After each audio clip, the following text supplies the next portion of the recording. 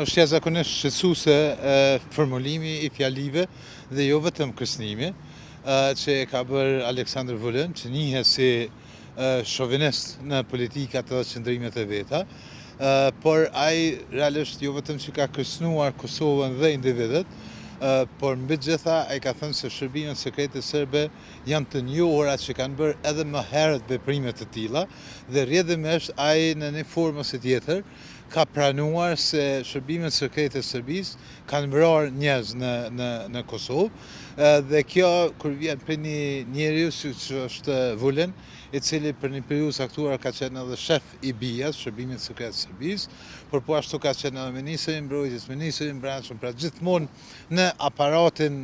shtetëror të sigurisë, është një dëshmi e cila do duhej